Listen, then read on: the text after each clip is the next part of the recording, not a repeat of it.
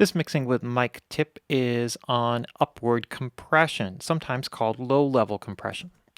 So here in this Pro Tools session, I have two waves processors that are specific to what is called low-level compression. And one here is the MV2. The basic idea of this is that we're taking signals below a threshold and we're compressing them upward. Sometimes this gain is applied automatically, so it actually may compress the signal downward but have a makeup gain that automatically pulls it back up. However, the math is done. Essentially what you're doing is you're setting a threshold, and signals that fall below that threshold start to get pulled upward.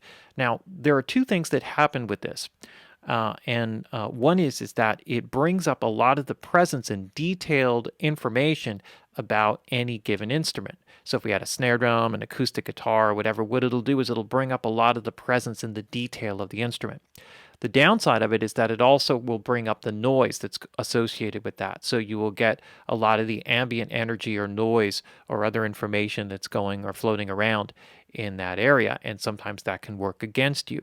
So there's a balance here where you want to bring in some presence without bringing in too much noise. So if the recording is suitable, then you could do this. So let me just show you what happens here. Now this MV2 here happens to be a dual level processor. It's a downward limiter, downward peak limiter, as well as an upward compressor. So it allows you to, like a vice grip or a car crusher, kind of pull from the top down and from the bottom up, and then you have your output gain, which is put in here. So it looks similar to like an L2 processor in this case, where it's just a brick wall limiter and the automatic gain is made up, but it's not exactly the same here. So let's just kind of see what we got. So here we have a snare drum here that we've used in the example with all of the different forms of processing.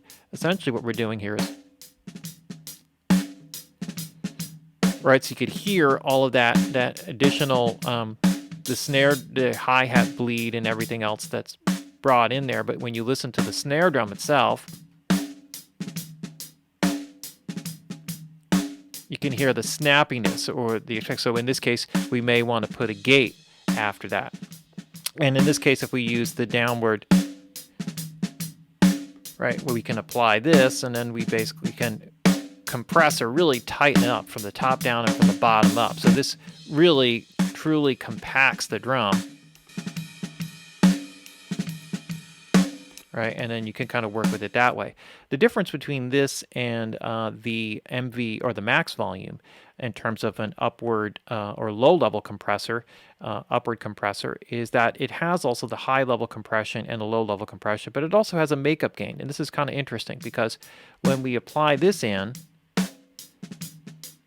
it also brings in that presence, and it has two modes, like a soft and loud, and this determines the attack characteristics. So the soft will actually cut down a bit more on the transient information. The loud will allow that to pop through, as you can hear.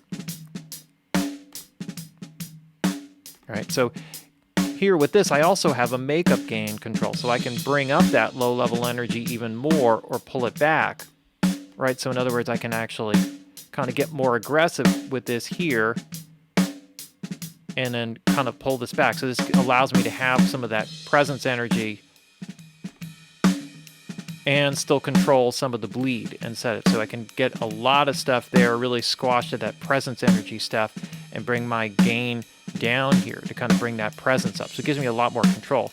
This also has a built-in expander, which allows you to,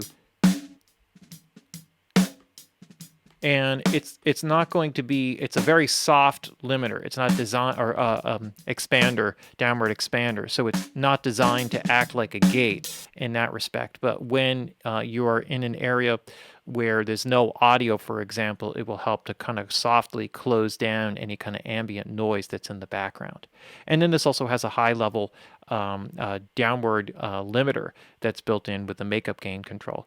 This is a really cool one. It also has a leveler, which will set the output to a specified point that you can designate. And this is very popular with post-production work. Okay, so this is two basic forms of low-level compression, right? So signal below threshold gets compressed upward, and this brings in more presence into the audio signal. You can use this for vocals. You can use this for so many things. If you need something that is lacking detail or presence or aliveness, then the low-level compression is a great way to go. Just be careful about the amount of noise that would be added in. So there you have it. There's another mixing with mic tip on upward compression or low-level compression. And if you like what you see, you can join the live classes every Wednesday, 2-hour live classes at 7 p.m. Go to mpginsider.com. If you sign up for the newsletter, you can receive announcements and links that will allow you to attend the live classes for free. If you join the subscription, then you can have your multi-track songs and 2-track mixes analyzed and actually mixed live. And I do that in the class. So I do live mixing in the class, and that would give you access to the replay of those classes so you could hear it in a higher audio quality than might necessarily stream over the internet. Anyway, thanks for tuning in. Hope you like this Mixing with Mike tip, and many more at mpginsider.com.